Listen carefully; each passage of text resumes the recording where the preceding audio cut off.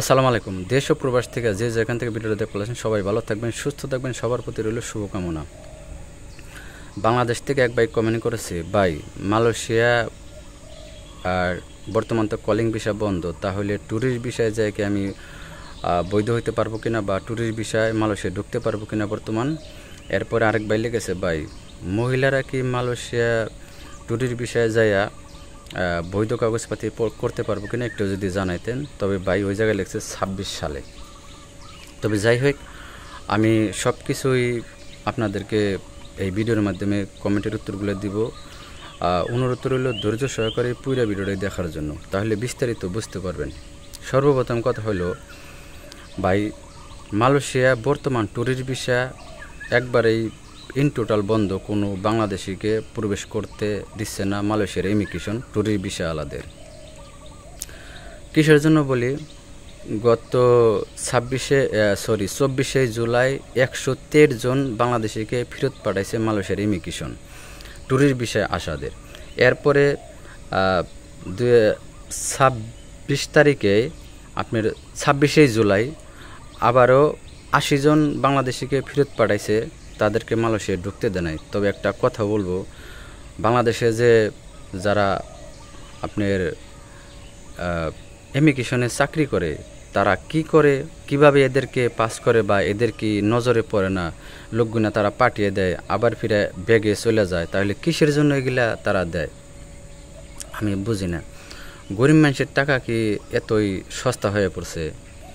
আরেকটা বিষয় কথা বলবো, যে সকল ভাইয়েরা ট্যুরিস্ট ভিসায় আসার জন্য মালয়েশিয়া দালালদের টাকা পয়সা দিবে লাগছেন, আপনাদের টাকা অবশ্যই মনে হয় বেশি হয়েছে। তা না হলে আপনারা কিসের জন্য এইভাবে টাকা দিয়া অবৈধভাবে আপনারা রিস্ক নেন?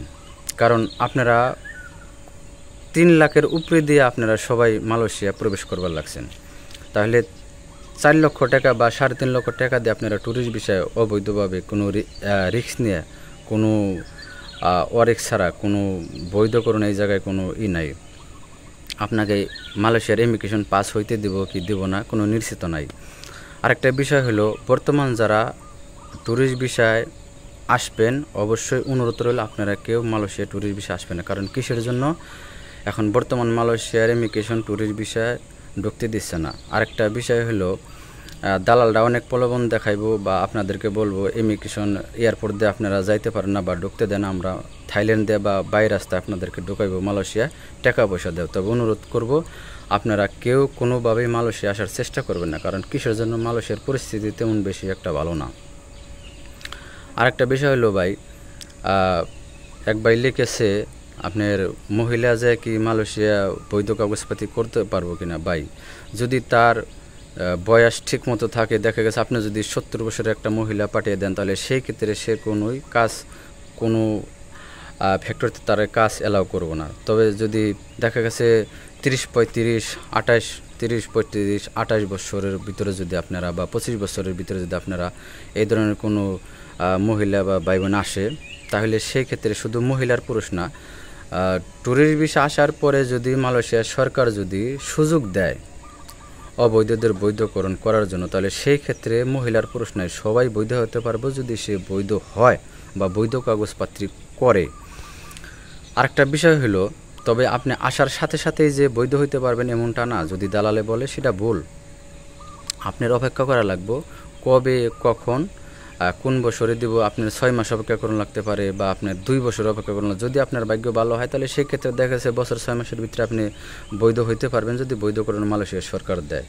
যদি মালয়েশিয়ার সরকার বৈধকরণ না দেয় তাহলে সেক্ষেত্রে আপনার অনেক দিন অপেক্ষা করা লাগবে, যেহেতু বৈধকরণ না দেব। কথাগুলো অবশ্যই মাথায় রাখবেন বা স্মরণ রাখবেন।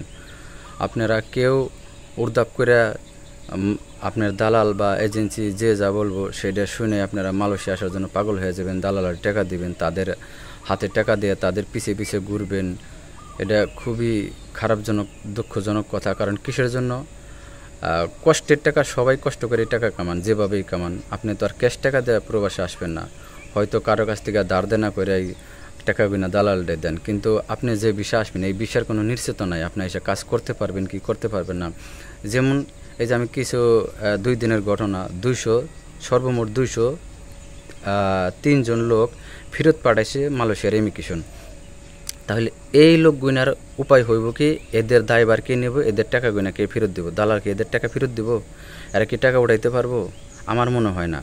কারণ এগুলা আপনাদের যে পাঠায় ট্যুরিস্ট বিষয় বাংলাদেশ থেকে, যে আপনাদেরকে সব কিছুই অ্যালাউ করে বৈধভাবে কাগজপাতি বানিয়ে সাইন করে পাঠায়, এগুলা সব কিছুই আপনার টাকার মাধ্যমে হয়। আপনারা তো সঠিক ঘুরতে আসবা লাগছে না, আপনারা আসবা লাগছেন মালয়েশিয়া কাজ করার জন্য।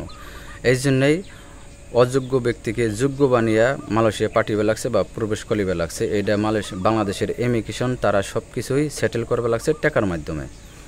তবে যাই হোক, সবার দৃষ্টি আকর্ষণ করে বলছি, আপনারা এই কাজগুলা গরিব মানুষের উপরে করা ছাইড়া দেন। কারণ গরিব মানুষ যারা আকল হয়ে থাকে, প্রবাসে এসে 2টা টাকা ইনকাম করে